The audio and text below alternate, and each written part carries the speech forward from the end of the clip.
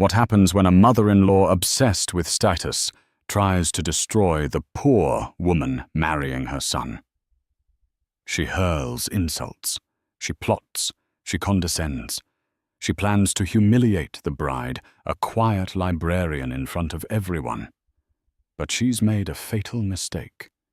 She thinks the bride is marrying for money, not realizing that Elara Vance isn't just marrying into wealth.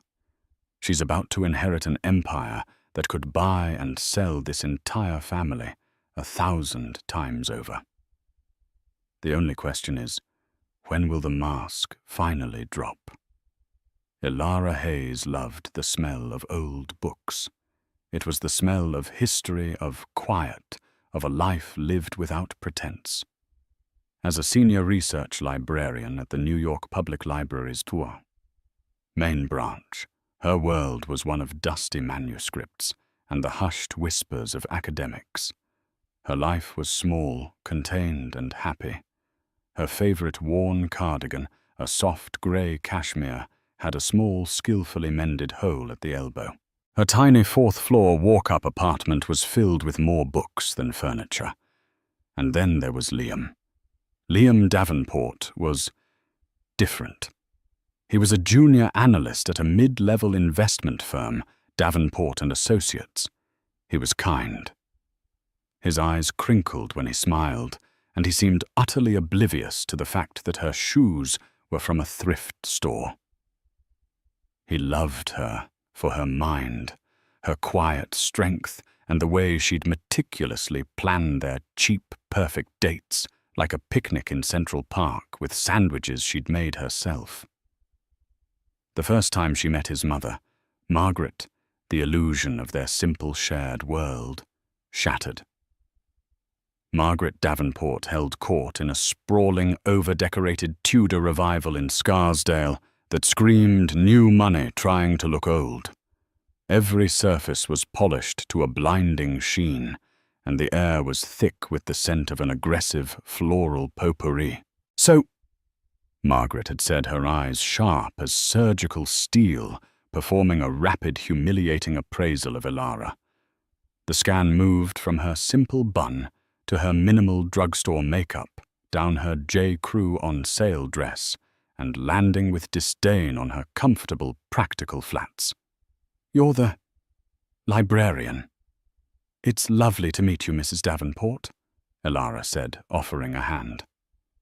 Margaret looked at the hand for a beat too long before taking it, her grip limp and cold. "Liam has told me so much about you." The pause was an insult in itself. "I must say I'm surprised." "Mom," Liam said, a nervous laugh in his voice. "Elara is brilliant.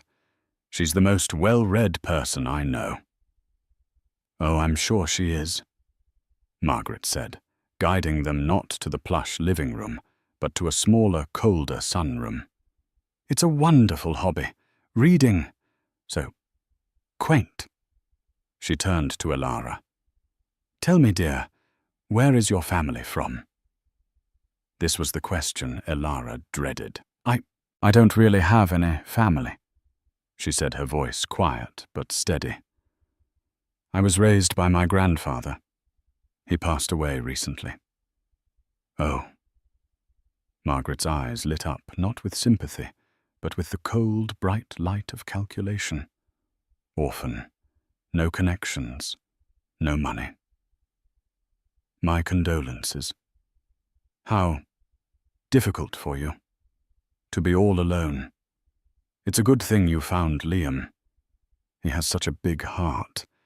He's always taking in strays." Liam choked on his water. "Mom, that's not what I mean." "Oh, hush, Liam. It's a compliment." Margaret smiled a thin, red lipsticked slash. "It shows your character. You're charitable. Elara, you must be so proud of him. And so grateful." Elara just smiled a small, tight smile that didn't reach her eyes. She felt Liam's hand find hers under the table. He squeezed. "I'm here," the squeeze said. "I'm sorry." But Elara knew with a sinking, cold certainty that this was only the beginning. Margaret Davenport had appraised her, found her wanting, and declared a war. Elara had never asked to fight. What Margaret didn't know, what no one knew, was that the simple librarian sitting in her sunroom wearing a $40 dress wasn't Elara Hayes. Her full name was Elara Vance, and her recently deceased grandfather, the reclusive industrialist Theodore Vance, hadn't just left her a little something. He had left her everything, the entire 10-figure global empire. Vance Global Holdings.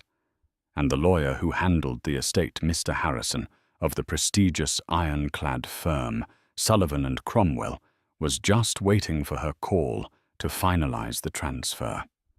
A call she was delaying because for one brief, beautiful moment, she had wanted to be loved for being simply Elara.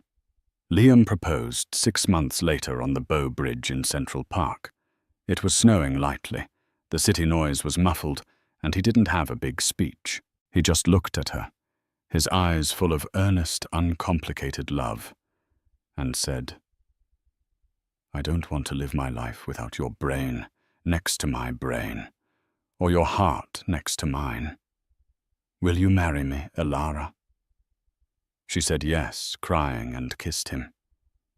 The ring was modest, a simple solitaire he'd clearly saved for months to buy. Elara loved it more than she would have loved the Hope diamond. Margaret, upon hearing the news, went silent for a full 30 seconds. Then she let out a sound like a punctured tire.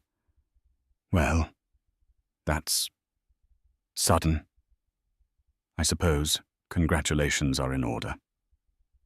And then, "We will be hosting an engagement party this Friday at the club." The club was the Oakview Country Club, a place Margaret and her husband Arthur Davenport could just afford the membership for. It was their primary stage for projecting a wealth they didn't quite possess. Arthur's firm, Davenport and Associates, was propped up by a few key clients, and as Elara would later discover, a worrying amount of debt.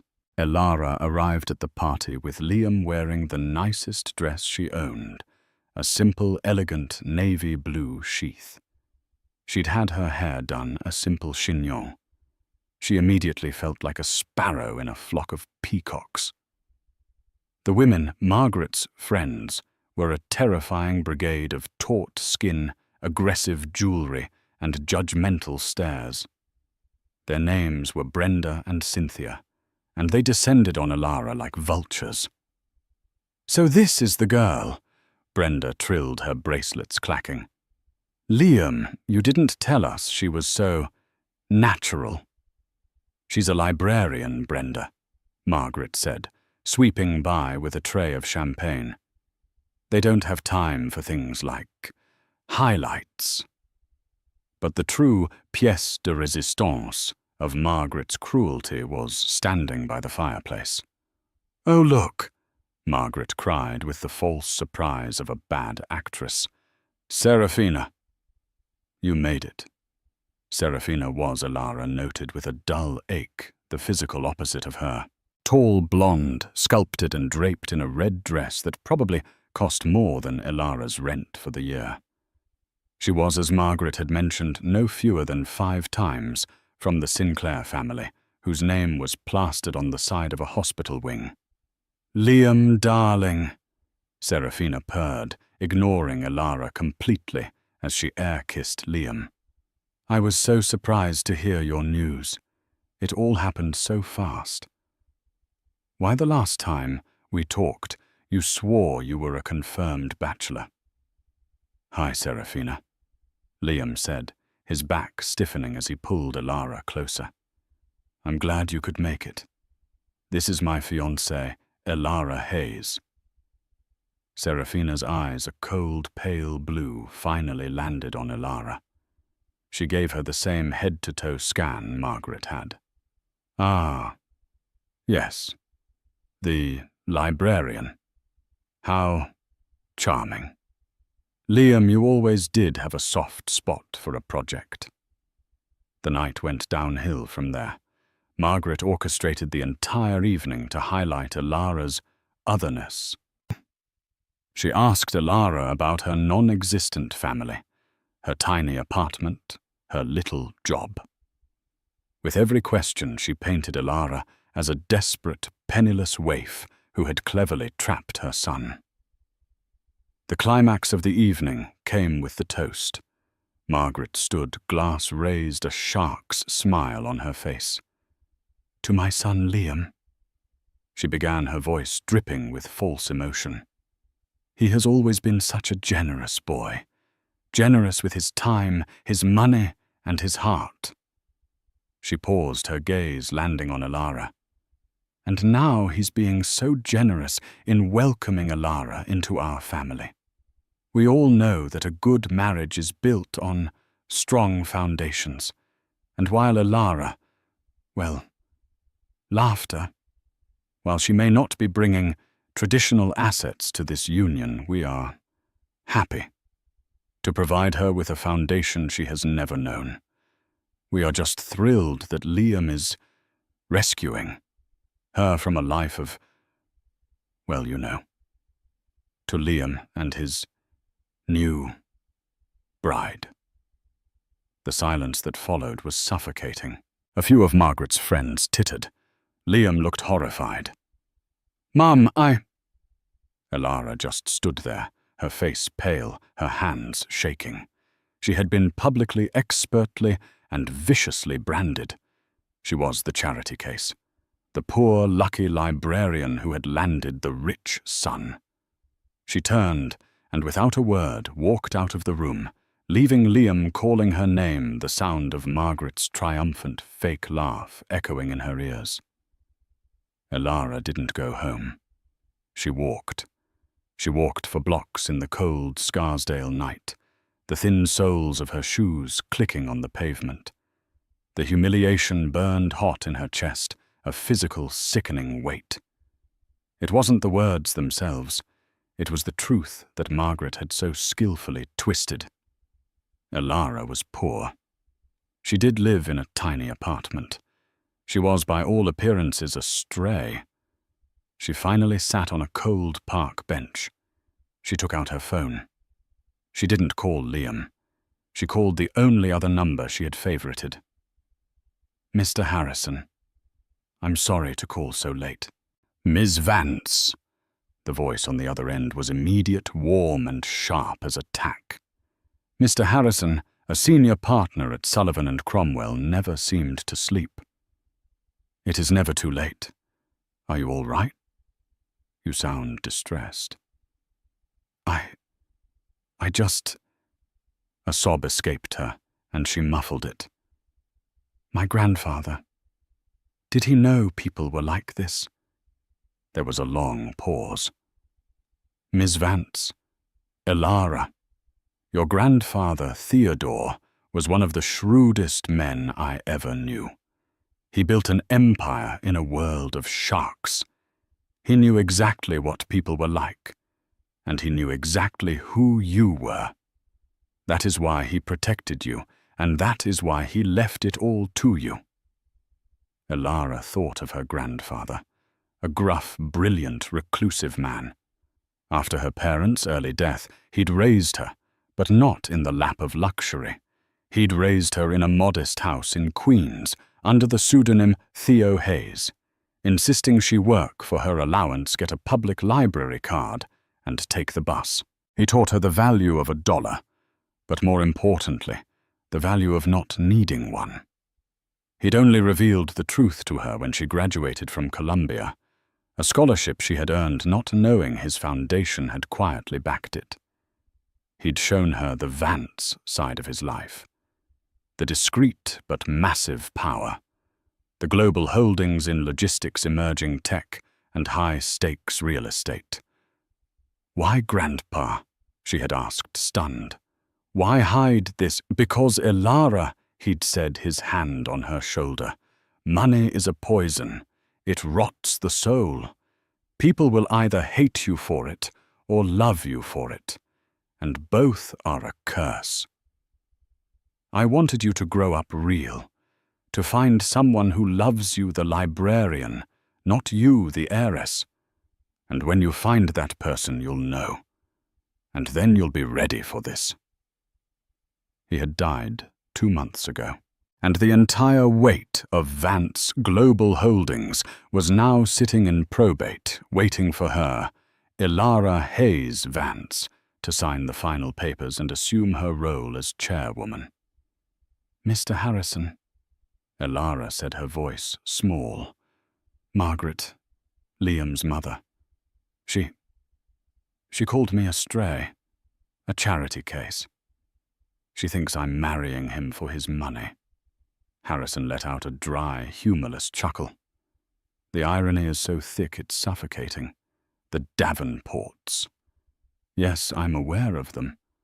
Arthur Davenport's little firm has a, shall we say, aspirational portfolio. "What do you mean?"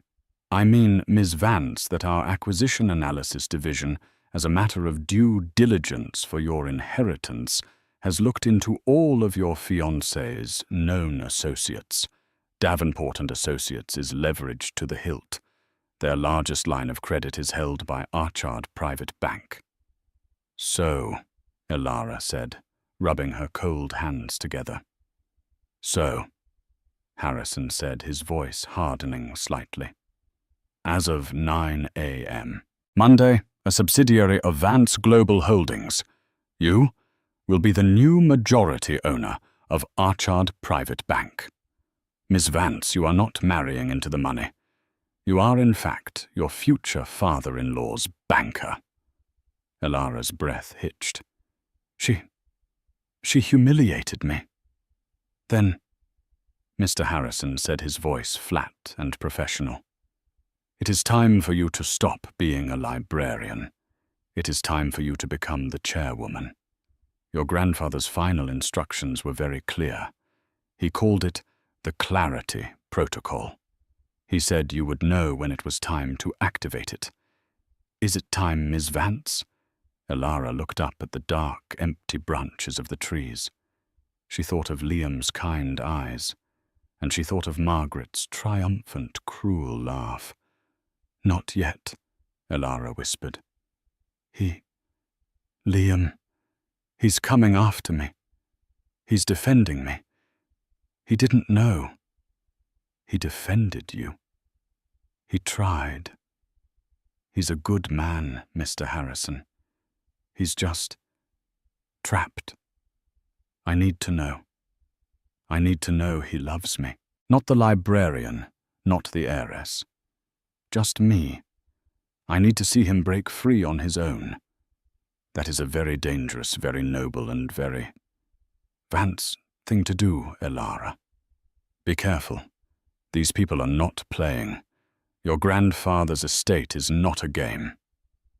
"I know," she said, as Liam's car pulled up his headlights, washing over her on the bench. He ran out, not even closing the door. "I have to go. Thank you, Mr. Harrison." "Elara!" Liam yelled, running to her. "Oh my God, I'm so sorry. What she said, it was monstrous. I've never—" He pulled her into his arms and she buried her face in his coat. He was warm. He was real. "I don't care about the party, Liam," she whispered. "I don't care about her." "I do," he said, his voice fierce, pulling back to look at her. I told her if she ever speaks to you like that again, we're done. You and me. We can elope. We don't need them." Elara looked at his face, so full of love and genuine anger on her behalf. He is a good man, she thought, the warmth returning to her heart. Not yet, Mr. Harrison. He's worth the wait. The next 2 months were a cold war. Margaret, having been severely reprimanded by a terrified Liam and a pragmatic Arthur, who likely knew his son was marrying up, just not in the way he thought, retreated into a state of passive-aggressive martyrdom. She'd agreed to help with the wedding, which translated to hijacking every decision and turning it into a referendum on Ilara's background. A cash bar. Margaret had gasped, fanning herself when Ilara suggested a simple reception. "Ilara, dear, we are Davenports. We do not ask our guests to pay for their drinks. It's tacky. It's common. I just thought since we're paying for our half." "Oh, your half?" Margaret had sighed as if Ilara had suggested they hold the reception in a back alley. "Darling, Liam's half is by default our half, and we will not be serving kegs." The true battlefront, however, was the dress. Ilara had a simple request. She wanted to wear her mother's wedding dress. It was a simple vintage lace gown, timeless and beautiful. It just needed a few minor alterations. Margaret would not have it. "It's lovely, dear," she'd said, eyeing the dress at the seamstress's shop as if it were a dish rag. "But it's old and, well, a bit yellowed. Don't you want something new, something white?" "I like it," Ilara said firmly. "It's my mother's." "Yes," Margaret said, a fake, pitying tone entering her voice.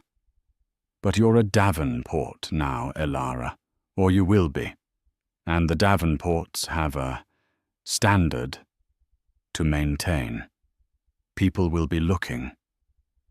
Margaret, in a move of stunning aggression, scheduled an appointment at the Vera Wang flagship on Madison Avenue, just to look dear. Ilara went sensing the trap. Liam and Margaret were ushered into a private plush viewing room. A smiling consultant brought out dress after dress, each one a froth of tulle and silk, each one costing more than Ilara's annual salary. "Now this," Margaret breathed as a model emerged in a gown that was more architecture than dress, "is a wedding. This is a statement." "It's beautiful," Ilara said honestly. "But it's not me, and it's 18,000. Price is just a number, darling." Margaret waved her hand. "When you're talking about the most important day of your life, it shows investment." Liam, sensing Ilara's discomfort, stepped in. "Mom, it's beautiful, but Ilara gets to choose her own dress. If she wants to wear her mother's, she will." Margaret's face tightened. The consultant, sensing the tension, quickly said, "Of course, perhaps something more classic." Ilara was saved by her phone buzzing, an urgent text from the library. She excused herself, stepping into the hallway. It was Mr. Harrison. Text meeting moved up. "Board of Archard Bank requests your presence. Tomorrow, 10 a.m., your first act as owner." Ilara's stomach flipped. This was real. Text can't. Wedding rehearsal. Text reschedule the rehearsal. This is a $400 million debt portfolio. They need to see the new chairwoman. Your car will be at your apartment at 9 a.m. Wear a suit. Ilara returned to the dress room, her mind miles away, her spine several inches straighter. Margaret was holding up a tiny, crystal-encrusted bodice. "Ilara, we thought this one was a perfect compromise." "No," Ilara said. The room went silent. "No," Margaret repeated, her voice dangerously sweet. "No, that's not my dress," Ilara said, her voice clear and strong. It was the first time she'd used the chairwoman voice. "My dress is at the seamstress. I am wearing my mother's dress. Thank you for your time." She looked at Liam. "I have to go. I'll see you at dinner." She walked out of Vera Wang, leaving Liam, Margaret, and a very confused consultant in her wake. Margaret was apoplectic. "What is with her?" she hissed at Liam. "Who does she think she is? Walking out like that. She's getting a little too big for her second-hand britches, Mum." Liam warned, his face dark. "I'm serious, Liam. This is what happens. You give them a taste of our life, and they get demanding. They think they're entitled. She's ungrateful. After all we're doing for her." "All you're doing," Liam snapped, "is trying to steamroll her. You're trying to turn her into you, and I'm not marrying you, Mum. I'm marrying her. It's her dress. It's her wedding. End of story." Liam stormed out, leaving Margaret alone in the room of white dresses, her face a mask of incandescent fury. The war was no longer cold. The night of the rehearsal dinner, the air at the Oakview Country Club was so thick with tension you could have cut it with one of the club's non-steak knives. Elara was wearing her mother's dress, now perfectly tailored. She looked radiant, and she knew it. Liam hadn't left her side, his hand a warm, constant presence on her back. Arthur Davenport looked nervous, constantly checking his phone and avoiding his wife's gaze. And Margaret was smiling. It was a new smile. It wasn't her fake social smile. It was a tight, triumphant, venomous smile. She was gliding around the room, greeting guests, her voice high and brittle. She looked like a predator that had just cornered its prey. "She's up to something," Elara murmured to Liam as Margaret tapped a fork against her champagne glass for yet another toast. "Let's just get through this," Liam murmured back. "Tomorrow we're married. Then we go to Hawaii, and I'm turning my phone off for 2 weeks. Everyone," Margaret trilled her voice, silencing the room. "Thank you all for coming. We are so excited for tomorrow. It's a merger of families, and as we all know, a good merger requires paperwork." A few people chuckled, confused. Arthur suddenly looked like he was going to be sick. "Arthur, darling," Margaret said, snapping her fingers. Arthur, his face ashen, stood and walked to the head table. He was holding a thick, blue, leather-bound document. He placed it in front of Elara with a trembling hand. "Mum, what is this?" Liam said, his voice dropping. "Just a formality, darling," Margaret said, her smile widening. "A prenuptial agreement. You know, just to protect the family. To make sure everyone's intentions are clear." Elara looked down. On the cover, in gold-embossed letters, it read, "Domestic Agreement, Davenport and Hayes."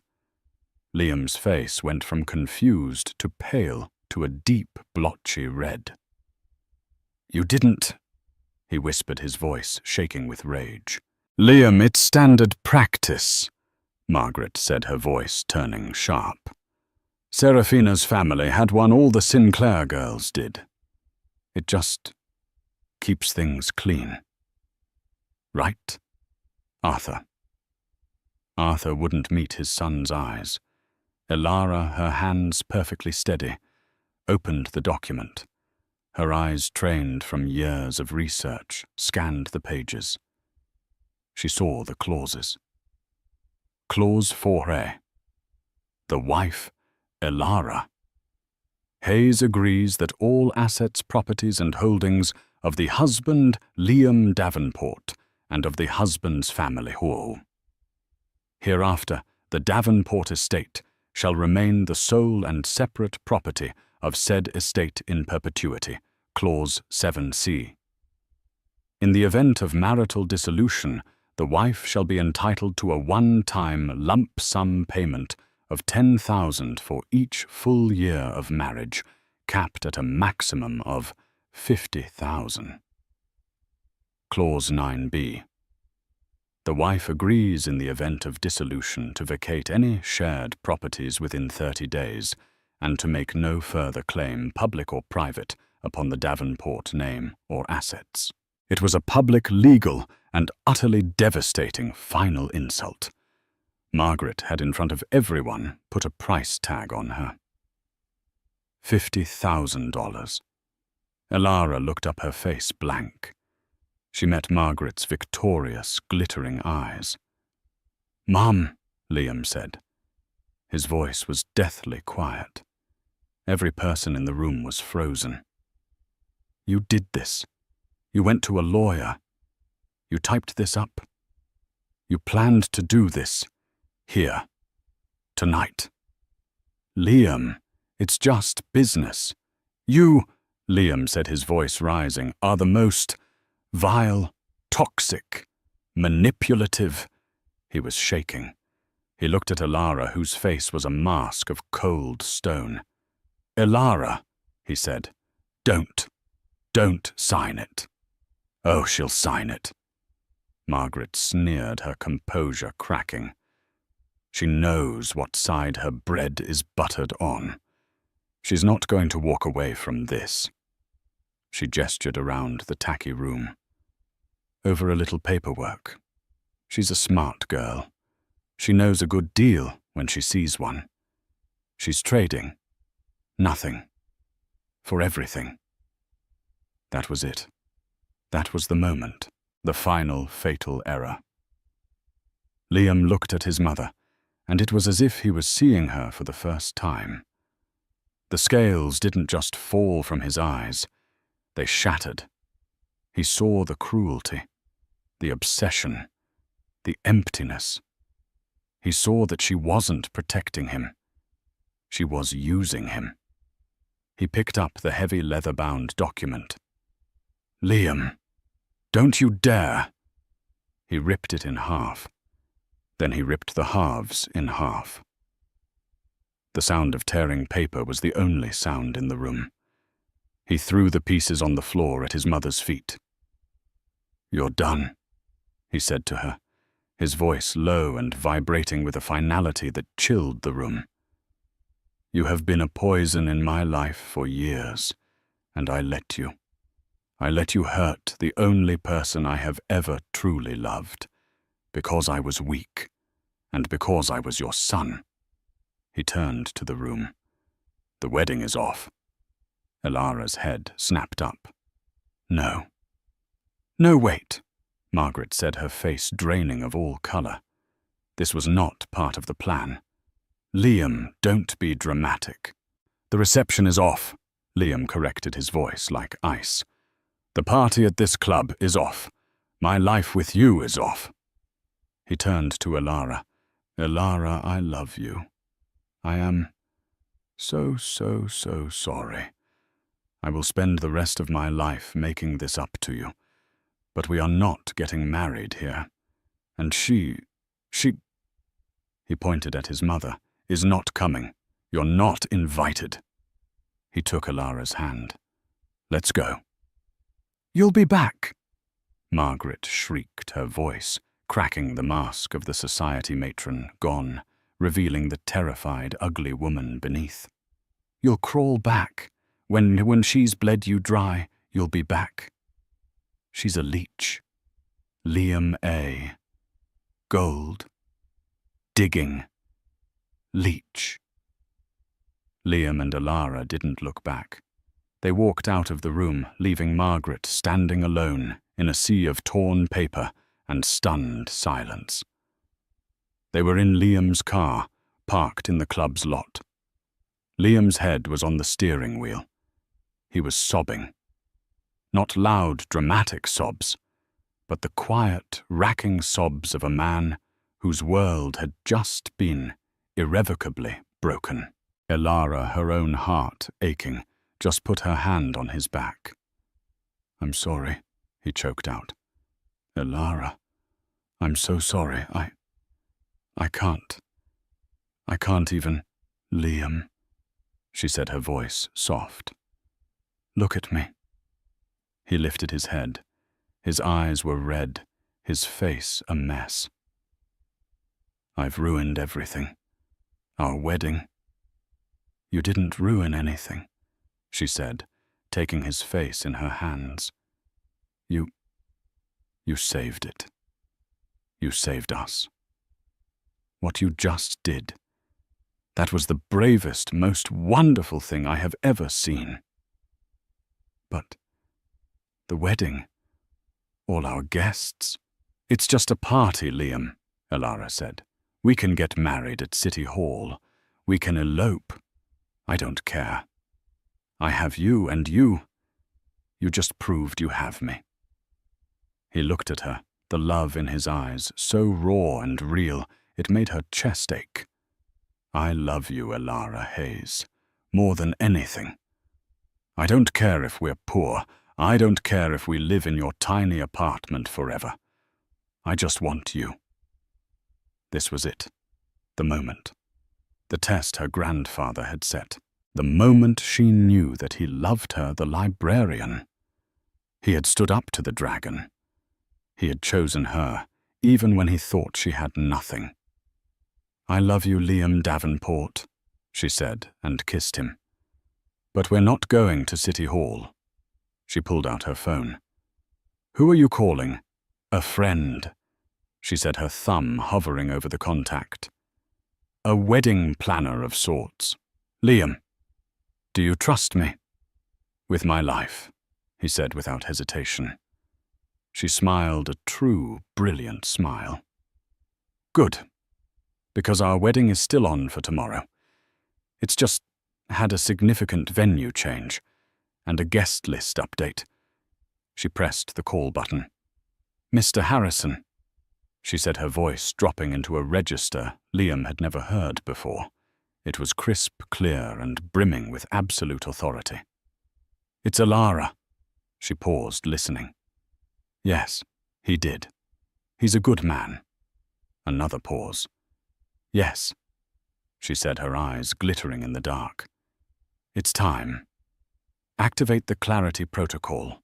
Full press. I want the Wall Street Journal, the Financial Times, Bloomberg, everyone. And I want the board of Archard Bank. Tomorrow, 10 a.m., the St. Regis Astor Ballroom." Liam was staring at her, his mouth open. "Elara." "What?" She held up a finger, still listening to Harrison. "Yes. Send the jet for the Paris partners. I want them here. And Harrison." "Yes," she said, a small, dangerous smile playing on her lips. "Send an invitation to Margaret and Arthur Davenport. Use my full name. I want to make sure they're there." She hung up. She turned to a completely bewildered Liam. "Elara? Hayes? What is going on? Who is Mr. Harrison? What's the St. Regis? What is Archard Bank?" "Archard Bank," Elara said, taking his hand, "is the bank that holds your father's debt. And Mr. Harrison is my family's lawyer. And my name isn't Elara Hayes." She took a deep breath. "It's Elara Vance. My grandfather was Theodore Vance. And well, Liam, I'm the new chairwoman of Vance Global Holdings." The Astor Ballroom at the St. Regis was not a room. It was a statement. Gilt-encrusted ceilings, antique crystal chandeliers, and walls draped in silk. It was a place designed for the declaration of dynasties and the ruin of empires. And it was into this hallowed hall that Margaret and Arthur Davenport walked, or rather were herded, at 9:45 a.m. Their morning had been a blur of pure, unadulterated panic. The 6 a.m. hand-delivered embossed invitation had been the first shock. "Elara Vance, chairwoman, Vance Global Holdings," it read, "requests your presence." "It's a typo." Margaret had insisted, her hands shaking, her voice high and brittle. "She's a Hayes. It's a pathetic little con. She's trying to extort us. She's angry about the prenup. Arthur, however, had gone silent. He had spent the last 3 hours on his laptop, his face growing progressively paler, his breathing more shallow. He had Googled Theodore Vance. He had Googled Vance Global Holdings. He had seen the obituaries, the reclusive billionaire, the mentions of a single unknown heir. And in a final frantic search that had him clutching his chest, he had Googled the new majority stakeholder of Archard Private Bank, the very institution that held the notes on his entire life. "Arthur," Margaret had shrieked, yanking on her garish peach-coloured mother-of-the-groom dress. "What is it? What aren't you telling me? Where is Liam? He won't answer his phone. We have to go, Margaret." Arthur had whispered, his eyes wide and vacant. We just have to go." Now standing in the back of the ballroom, they were fossils on display. They were cordoned off, not with the red velvet ropes of a VIP section, but with the cold professional barrier of 2 stone-faced security guards. This was not the Oakview Country Club. The women here didn't clack with jewelry. They glowed with the subdued, terrifying aura of old money. The men in dark, identical Brioni and Zegna suits weren't gossiping. They were monitoring. The air was electric with the low, expectant hum of real power. Journalists from the Wall Street Journal, Bloomberg, and the Financial Times lined the aisles, their faces grim, their recorders already on. A dozen bankers, vice presidents from J.P. Morgan, Goldman Sachs, and their terrified rivals at Archard huddled near the front, all whispering the same 2 questions. Who is she? And what does she want? Margaret, still in denial, scanned the room with a sneer. It's all so impersonal, she hissed to Arthur. So cold. No wonder she has no friends. Margaret, be quiet, Arthur pleaded, wiping a sheen of sweat from his upper lip. Just, please, be quiet. At 10 a.m. on the dot, the side doors opened, and Mr. Harrison walked to the podium. He was not the warm, reassuring lawyer from the phone. He was an executioner in a $10,000 suit. Ladies and gentlemen, his voice boomed, sharp and definitive. Thank you for coming on such short notice. We are at a pivotal moment. The estate of Theodore Vance, founder and guiding genius of Vance Global Holdings, has, as of 8 a.m. this morning, officially cleared probate. A wave of murmurs and the rapid clicking of keyboards filled the room. As per the final incontrovertible will of Mr. Vance, his entire estate, his holdings, and his full controlling interest in Vance Global and its subsidiaries have passed to his sole heir. For the past several years, this heir has been operating under a directive of anonymity, a personal request from Mr. Vance himself to study the world from a different vantage point. Harrison allowed himself a small, dry smile. That directive has now expired. It is my profound personal and professional honor to introduce to you the new undisputed chairwoman of the board of Vance Global Holdings, Ms. Elara Vance.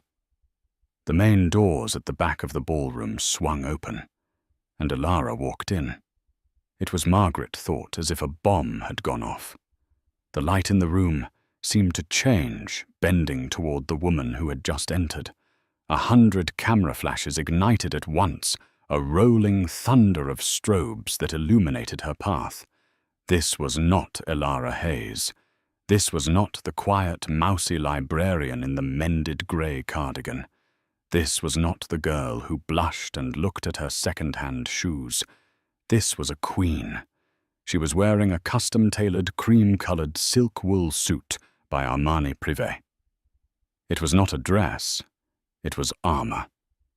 Her hair, which she'd always worn in a soft, messy bun, was pulled back into a sleek, severe chignon that exposed the elegant line of her throat and the sharp, intelligent planes of her face. She wore no jewelry, save for a pair of simple diamond studs and a slim gold Cartier tank watch on her left wrist. Her walk was the most terrifying part. She didn't scurry. She didn't hurry. She strode. Her heels clicked on the marble floor with a slow, deliberate, metronomic rhythm, a countdown. Her eyes, which Margaret had always dismissed as mousy, were now cool, appraising, and utterly terrifyingly calm. They were the eyes of her grandfather, and beside her, walking in step, his face a mask of awe, terror, and incandescent pride, was Liam. He too was transformed. Gone was the rumpled J. Crew analyst. In his place was a man in a perfectly tailored midnight blue Tom Ford suit, a welcome gift from Mr. Harrison's team that had been waiting in the hotel suite they had decamped to after the disastrous rehearsal. He looked, Margaret realized with a sickening lurch, like he belonged with this creature. His hand was not on Elara's back in a gesture of protection. His hand was in hers, and she was leading him. "No," Margaret whispered, her manicured nails digging into Arthur's arm. "No, it's a trick. It's a costume. It's... Arthur, what is this?" Arthur just moaned a low, defeated sound. Elara and Liam ascended the stage, not even flinching at the wall of sound from the press. "Ms. Vance! Ms. Vance! What is your first move as chairwoman? What is the new direction for Vance Global? Is the Archard acquisition hostile? What are your intentions?" Elara walked to the podium. She didn't tap the microphone. She simply stood before it. And the room fell silent. The chaos ceased. The shouting died. Every eye was on her. She took a breath. When she spoke, her voice was not the quiet librarian's murmur. It was a clear, crisp, and cultured alto, amplified by the speakers filling every corner of the vast ballroom. "Good morning," she said. "I am Elara Vance." She paused, letting the simple 5-word statement land with the force of a gavel. In the front row, the Bloomberg reporter's jaw was slack. "For the past 4 years, I have lived a life of deliberate anonymity. It was a project, if you will, designed by my grandfather, Theodore. He believed, and I have come to agree, that to truly understand the value of an empire, you must first understand the value of a life lived without one." Her eyes scanned the crowd moving past the bankers, past the press, until they found and locked with Margaret's. "He wanted me to learn the world, not from a boardroom, but from the ground. I have worked. I have paid rent on a 4th-floor walk-up. I have taken the subway. I have mended my own clothes. And I have listened. I have listened to people in all walks of life. And I have learned." Her gaze hardened just a fraction. "I have learned that so much of what the world calls business is just noise. It is ego. It is projection. It is fragile people building fragile hollow houses of cards, all to impress other fragile hollow people." Arthur Davenport audibly gasped, as if she had just struck him. "My grandfather," Elara continued, her voice gaining strength, "built an empire on bedrock, on logistics, on tangible assets, on patents, on reality. As of 8 a.m. this morning, that empire is mine. And my leadership will reflect that philosophy. We will be investing in reality, in strength, in substance, and in accountability." She turned her head slightly. "Which brings us to our first order of business." She nodded to Mr. Harrison, who stepped forward holding a single slim file. "Thank you, Ms. Vance. As the new and sole majority owners of Archard Private Bank, we have spent the pre-dawn hours conducting a full audit of the bank's more troubled commercial loan portfolios. Mr. Harrison put on a pair of silver-rimmed reading glasses, a purely theatrical gesture. It has come to our immediate attention that one firm in particular has been derelict in its fiduciary responsibilities. That firm is Davenport and Associates, Mr. Arthur Davenport, proprietor. It was as if a vacuum had sucked all the air from the room. Margaret's face, a rictus of confusion, snapped toward her husband. "Arthur, what is this lie?" Harrison, ignoring her, continued in his dry courtroom monotone. "We have here a primary line of credit leveraged at 110% of stated, and we now find overstated assets. We have two separate breached loan covenants, one on October the 1st, one on November 3rd, which Mr. Davenport neglected to report." He looked up, his eyes cold. "And we have a default on a $4.2 million interest payment due 5 p.m. yesterday. The firm is by every legal and financial definition insolvent. It is a house of cards." This time Margaret screamed. It was not a shriek. It was a raw, primal, animalistic scream of pure, undiluted rage and confusion. "No, you're lying!" she shrieked, finally breaking free of Arthur's grasp and stumbling past the now useless security rope. She staggered into the aisle, her peach dress a grotesque splash of color in the sea of dark suits. You did this." She pointed a shaking, red-nailed finger at Elara. "You tramp, you librarian, you're nothing, you're a con artist. Arthur, tell them she's a leech. She seduced my son, she planned this. She's a gold-digging, horrible." The word died in her throat. 2 large security guards had moved in, each taking one of her arms. "Ma'am, you need to—" Elara held up a single calm hand. The guards froze. They, like everyone else in the room, were now hers to command. Elara picked up the wireless microphone from the podium. She stepped away from the lectern, walking slowly, deliberately, to the very edge of the stage, until she was standing directly above the woman who had for 6 long months made her life a living hell. Margaret stared up her chest, heaving her face a blotchy, tear-streaked ruin. Her eyes wild with a hatred that was now indistinguishable from terror. "Me." Elara's voice was quiet, almost conversational, but the microphone made it an intimate, terrifying thunder. "Did I do this, Margaret?" She took a step closer. "Did I sign your husband's name on loans he knew he could never repay? Did I spend a decade living a lie, funding your country club memberships and your Vera Wang fantasies on borrowed money? Borrowed time, just to impress people you despise?" Elara's voice dropped. "You have been appraising me for 6 months. You've been worried about my background, my assets, my intentions. You, who live in a house of lies. You, who are and have always been a charity case." Margaret gasped a ragged, wet sound, as if she'd been physically struck. Elara had just used her own venomous words against her.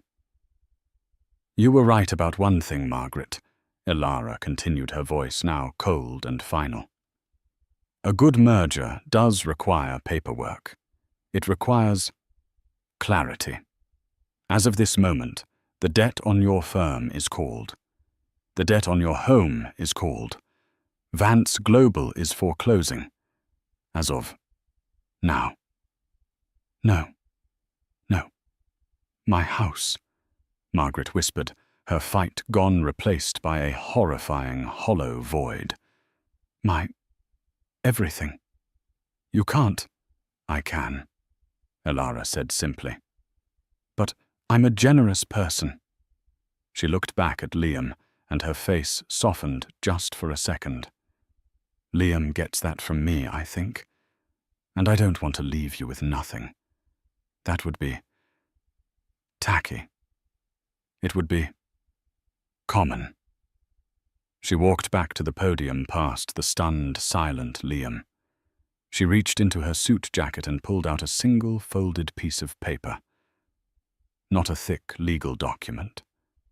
Just a check. She walked back to the edge of the stage. She did not hand it to Margaret. She handed it to Liam. Liam, his face carved from granite, looked at the check, then at Elara. A flicker of understanding of shared terrible justice passed between them. He nodded once. He walked down the steps. He walked past his father, who was now weeping silently into his hands. He stood in front of his mother. She looked up at him, her eyes pleading the last vestiges of her maternal authority, desperately trying to find purchase. "Liam, baby, please. She's a—" "You're done, Mum," Liam said, his voice flat, dead, and utterly final.